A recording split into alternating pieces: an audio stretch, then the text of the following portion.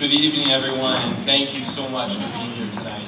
What a beautiful evening, celebrating the mission of St. Paul's Outreach to bring the new evangelization to college students. So thank you for being here.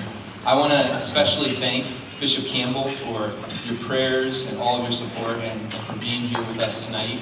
I want to thank our advisory board members, our faculty advisor, Bob Gillespie, all of our table sponsors, our SPO parents and alumni for making tonight just an incredible night and supporting the mission of St. Paul's Outreach, so thank you.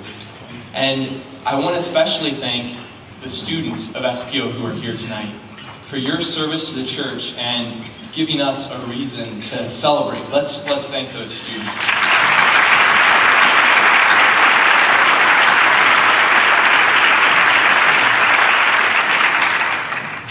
In his book called Without Roots, Cardinal Ratzinger, who's now Pope Benedict XVI, he discusses the increased secularism in Europe and how that's an imminent threat to European culture and to the Christian values of the West. And as he's discussing the potential future of that crisis, he outlines two theories, opposing theories of two different historians. The first one, Oswald Spengler, says that he argues that every culture has a biological cycle. So it has a birth, it rises, it flourishes, and then it has a decline, a demise, aging, and inevitable death. From his theory, Western culture has no hope against the rise and threat of secularism. But the other historian, Arnold Toynbee, he writes about a voluntaristic theory, and he believes that even if a culture is beginning to decline, that a creative minority, a small group of people who live that culture's values out, can actually stop that decline and the culture can live on. It's that creative minority that Benedict is calling our church to be in today's culture. And it's that kind of creative minority that SPO's missionaries are called to be on college campuses in the midst of secularism, hedonism, individualism, and relativism. Last week, Pope Benedict actually opened, as Dave mentioned, I think the synod, the Bishop's Synod on the new evangelization. And he opened up calling our church to a renewed evangelical dynamism. And that calling is at the origin of who SPO is and what SPO is called to do, to bring the age-old but ever-new good news of salvation and new life in Jesus Christ, and to bring that to college students, many of who have drifted away from their faith and the truth of our church. And God has blessed that response to that call. What started with a few students in Minnesota in 1986 has become a national missionary movement with 48 full-time missionary staff, 72 volunteer student missionaries on nearly 20 campuses in 8 states. And what began 8 years ago here at Ohio State when my sister and I were invited to an SPO leadership conference has grown to now be what you see here tonight. All of you gathered here, 13 missionary staff, 13 student missionaries, 30 young people living in SPO households, and over 100 young people who regularly gather to worship on campus here at Ohio State. And this year we're also excited to announce that we are spreading to West Virginia University in Morgantown, as we have 3 missionaries who are bringing the new evangelization to the Mountaineers.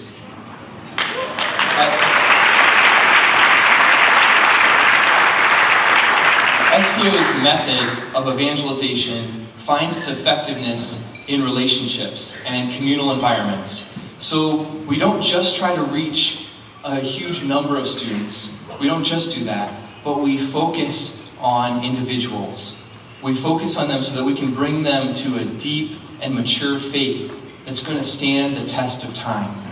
And it's hard to do that with just a series of programs or retreats. So we have a strategy that's a process of 4 stages: reach, call, form, send.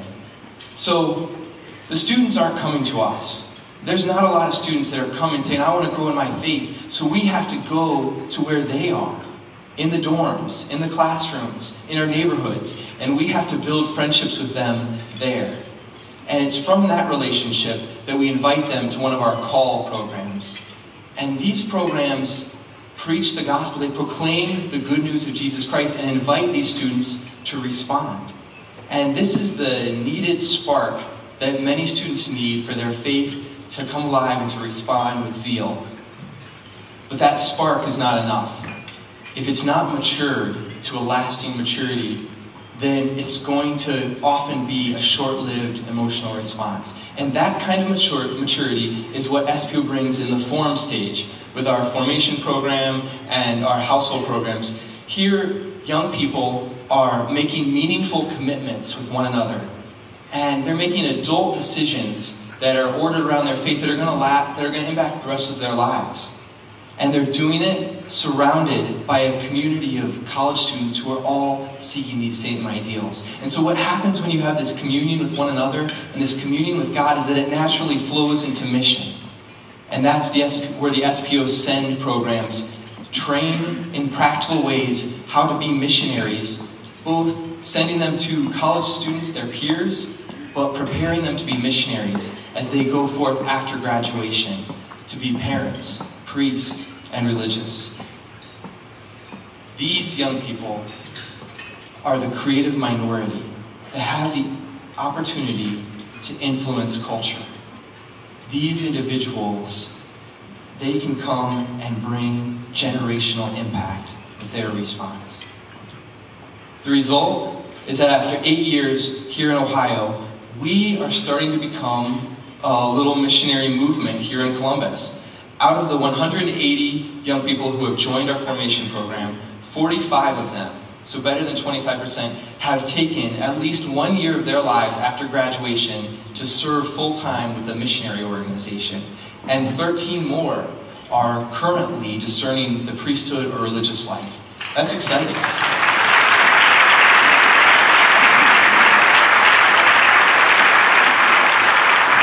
And in just these last 2 years, we've really ramped up our strategy and energy towards more evangelistic programs to get out there where the students are more. And we've had great results. In these 2 years, we've had over 500 young people who have come to an evangelistic program and heard the gospel message proclaimed. Over 100 young people have joined our Bible studies that we run in collaboration with our partnership with the Newman Center. 15 have taken a year to serve, like I mentioned, of those 45. And 7, in these last 2 years, have gone on to pursue the discernment for religious life or priesthood. We are passionately dedicated to not just reaching greater and greater numbers, but to bringing an individual response, helping young people to have an individual response that is deep and mature, so that they are equipped for lifelong service to our church. Now, this mission is impossible with God's grace, as you all know, and it's impossible without your partnership. And with great joy and gratitude tonight, I have some very exciting news for all of you. We have a small group of very generous supporters who are investing in the future of SPO here in Columbus. With their help, we're in the process of finding and purchasing a house that's going to be an SPO household just right here, a few blocks away, in the middle of student housing. This investment is going to fundamentally transform our ability to evangelize because it's going to plant missionaries.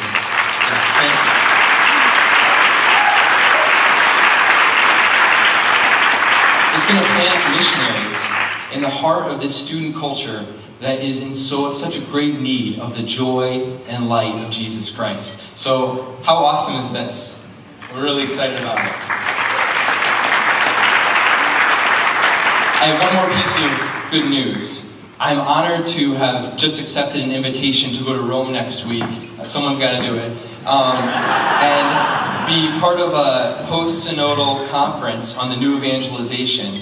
And so we're going to get to hear and meet Archbishop Fisichella, who's the president of the Pontifical Council of the New Evangelization, and hear some reflections from the Synod on the new evangelization that's happening right now. So I'm really excited to bring all kinds of wisdom and insights back to help guide and inform our mission here in Ohio. But I'm sharing this with you because as an expression of gratitude toward all of you, I'm going to take the special intentions that you write down tonight. You're going to have a chance later tonight to write down some special intentions.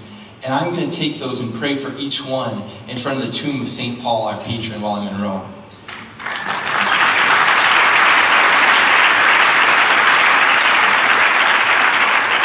John Paul II wrote in his apostolic exhortation to the laity, "Saints have always been the source and origin of renewal in the most difficult circumstances in the Church's history.